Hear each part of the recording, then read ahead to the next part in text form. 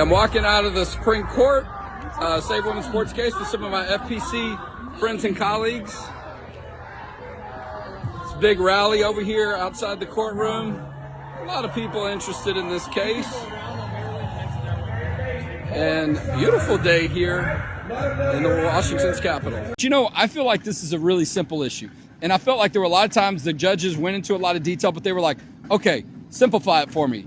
And the other side, our side was like, okay, this is why we win. And the other side was, here's how we can make it more complicated. And oh, by the way, they were asked, the transgender side, what is a woman? By Justice Alito, what is a man? And when they couldn't define that, I was like, this case is over. Now, I don't the most difficult question for LGBT advocates for the last, and for, unfortunately, one of the sitting justices on the Supreme Court. That's true. So we still didn't get a definitive answer. Yeah, the transgender lawyers couldn't answer that. But I don't want to get too confident. You never know. But I do feel like there's a lot of people who do feel confident from what we were hearing from the judges in the interaction. And just because this should be a simple issue. Yeah. If the court keeps it simple, which is what they typically like to do, they should get it right. But I wouldn't be surprised if they find some way to limit it. But all of our states could be in trouble if they rule against Idaho and West Virginia. One of the most important cases that the Supreme Court has heard in some time, certainly probably for this term. And, I came out of the oral argument feeling really good about our chances to have success. The other side wants to redefine Title IX. They don't want to follow a consistent definition of sex, or they don't want to a consistent definition of the Equal Protection Clause. All these things that have benefited women for so long, they want to do away with. I mean, I came away with it thinking they don't want to have any specific definitions on this issue. Just have everybody playing the same sport at all different levels. But we know how devastating that would be for women. I was in the U.S. Supreme Court room on Tuesday. Is that right? Tuesday for the court hearing on the Save Women's Sports issue. And I'm just reflecting while I'm in there because, first of all, you got a lot of time to think sometimes, because even the lawyer line, now that I'm admitted to the U.S. Supreme Court bar as of last year, the lawyer line is shorter than the public line, okay? Man, it was early. It was like 5 o'clock in the morning. And but listen, I'm not complaining. I mean, that's just kind of how it goes. And there's not a real formal process even for the lawyers. You got to stand in line. And I don't know how many seats there are, 15 or 20, maybe a little bit more.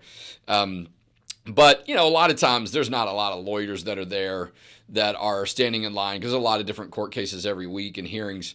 But this week, this case got a lot more attention. A lot of the cases that we work on do get a little bit more attention. That's the way it works, right? And so I knew that. I got there the night before. I'm like, I got to get there very early. And because there's a lot of attention around this case. But I wanted to be able to have a sense of what it was like in the courtroom, even though you can listen to the audio live. But when you're there at the Supreme Court, and we were there, Mary Elizabeth was there, and Ashley from our team, because it was a rally outside, it's hard to hear. They're so loud. There's so much going on. You can't always get the internet to work. You can't really get the feed. Okay, did you get the pictures? We go back to that.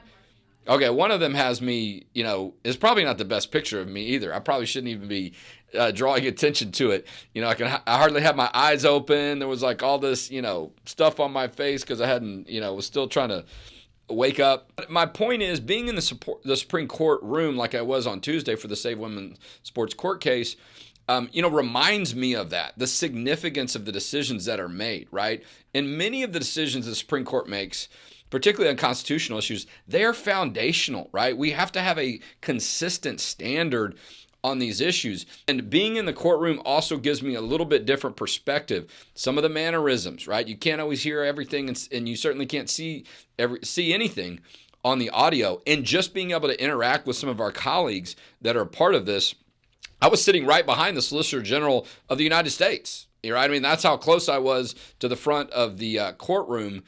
I was right behind, the lawyer's table and I got to talk with the Attorney General from, I believe, Idaho right after at a wonderful event that Alliance Defending Freedom did later that night for dinner. Got to talk with Megyn Kelly, who's focused and messaged on the Save Women's Sports issue. One of the things that was not said, I don't think by any of the lawyers, or maybe it wasn't highlighted a lot, was all the different circumstances where women and girls have lost opportunities. They've lost trophies. They've lost championships. They've lost being a national champion, and an All-American, right? You can have some of those different awards, even if you're not in first, second, or third place. Riley Gaines really helped us get an idea of that in the swimming field, and it's certainly the case in other places at the collegiate level, right? You could be named an All-American even though you don't finish in the top 5. Why? Because you're still one of the top 10 or 12 best swimmers in the entire country for all of college sports. It's an incredible honor and an accomplishment. But at one point, Justice Kavanaugh brought it up when he was pushing back against one of the ACLU lawyers, because a lot of the discussion seemed to be way away from what about these women and girls that are impacted, and really downplaying it, right? Really the ACLU and a law firm that they hired to argue another part of the case, the Idaho case. They were split up. There was the Idaho case in the morning, and then in the afternoon it was the West Virginia case. But so it was interesting, though, because it just felt like there was a lot of that. And you may not be surprised by that because it's about the legal arguments and maybe not so much about the facts, but the facts still matter. And I thought it was great that Kavanaugh sort of circled back around and was trying to remind the ACLU council and sort of everyone. I think it was 600 different circumstances at least where women and girls have been negatively impacted by a male athlete competing in women's sports. I think there were over, what was the other stat I heard? Over 800 different circumstances where those athletes, it led to them losing a position or losing out on an award or a medal, including at the Olympic level. Okay, we saw that last year, right? And now the Olympic Committee sort of reversed about that male boxer who was competing in the women's division, and that there were, I think, 29 different sports entities competitive sports entities that have now said, we're not doing this anymore.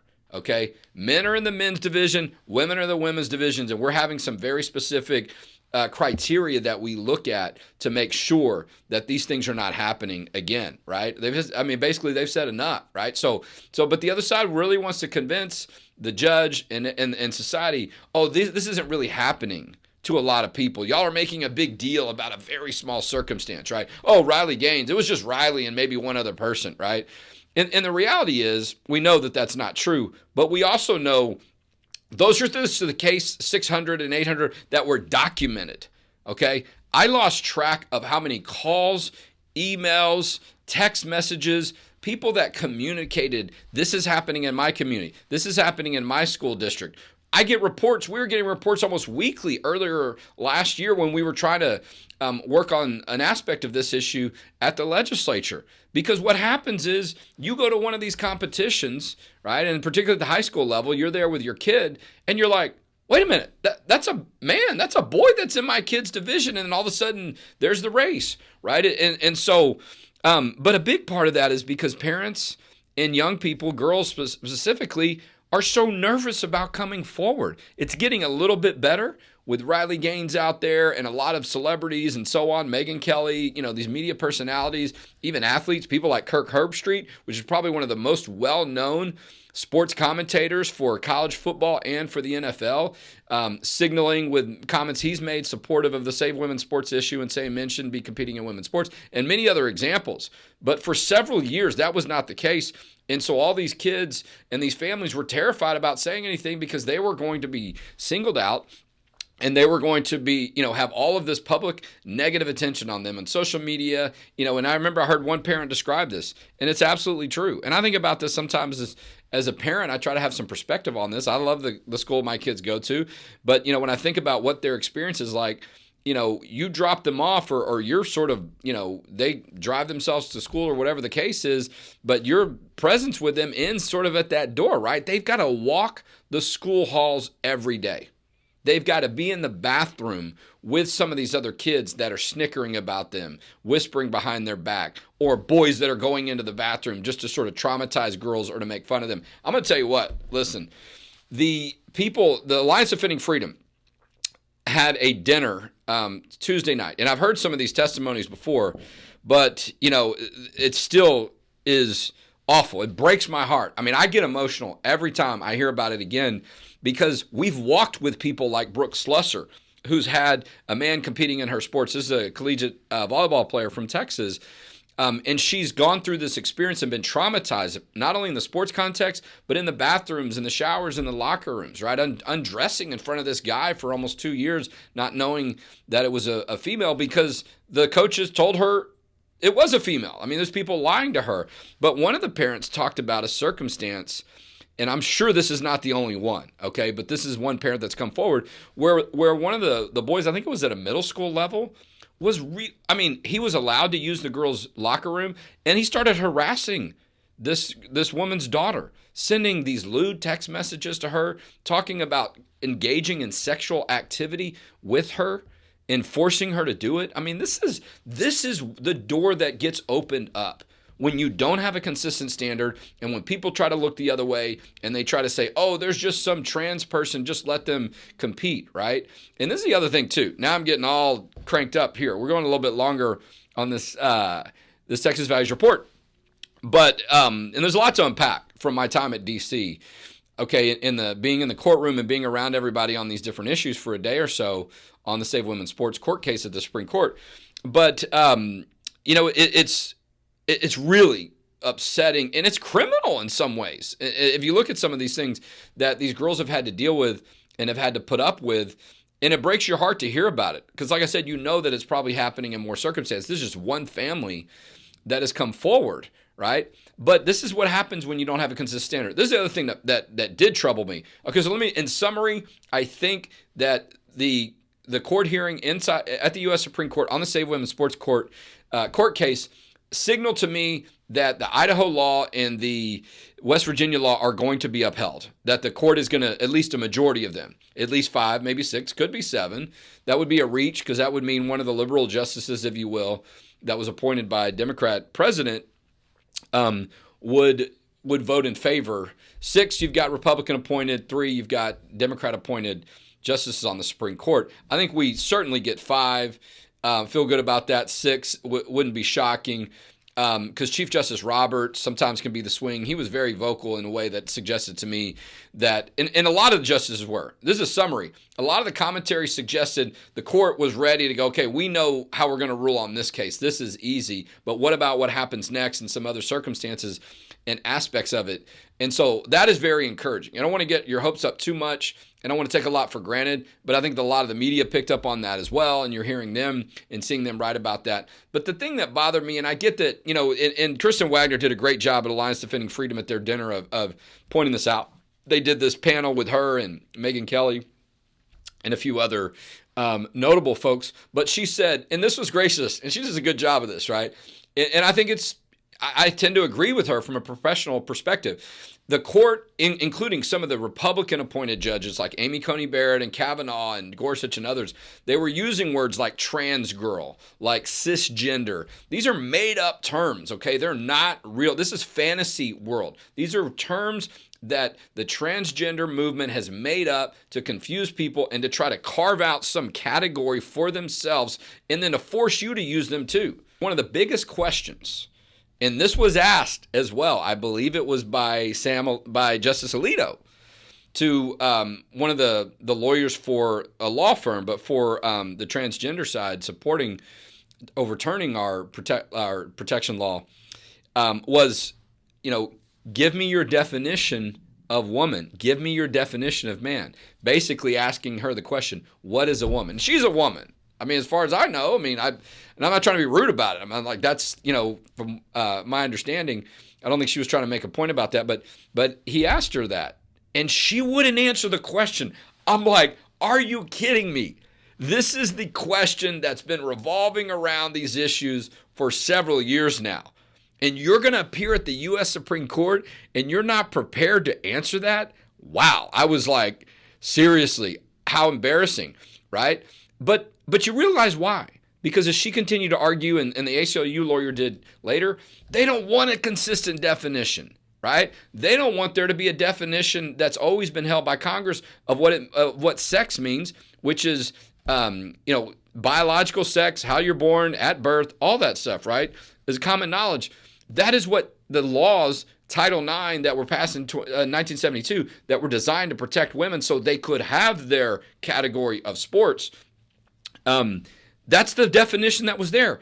And so at one point, Chief Justice Roberts said to the counsel, to the lawyer for the other side, how do you expect us to have a way to answer these questions if we don't have a consistent standard and definition to follow on these issues? It's not workable, okay? And I've said this for years, probably over a decade now, and so have other people. When you get into law and policy, if you can't have a consistent standard to follow, particularly on discrimination issues, how can you enforce that? How can you have something that everybody knows? Oh, that's what the law is, and this is how to follow it. That is a huge part of the law. There's so much that you get from being there in D.C. when these things happen, in the U.S. Supreme Court when these things happen. And we did get a ton of great media attention and coverage, Texas-based media, to be able to say, okay, this is what somebody from Texas is saying about this issue. This could how it impacts the state of Texas. And I think everyone did a fantastic job of raising the level of visibility on this issue yesterday. It certainly, for a day and a half, if not 2 days, was one of the biggest stories throughout the country, particularly on law and policy. But society, work is not done. The case has not been decided. We can't take anything for granted. It's 27 states, though, have a law like the state of Texas does, and Idaho and West Virginia, to protect women from having men compete against them in sports. What about those other 23? I think the court's probably going to rule in a way that says we're going to let these states decide how they want. If you want to has a law that works one way or the other. But I do think the Trump administration is not going to be satisfied with that because they have their federal rules. That came up in the oral argument. Again, I'm running out of time here, but listen, this is why we do what we do, right? I take the time to go up there because I think we can draw so much from it. Mary Elizabeth, Ashley from our team, we're up there as well, helping in so many different supportive ways that we're grateful for. txvalues.org. Go to our website today. Make that tax-deductible donation. And that's how together we can protect faith, family, and freedom in Texas.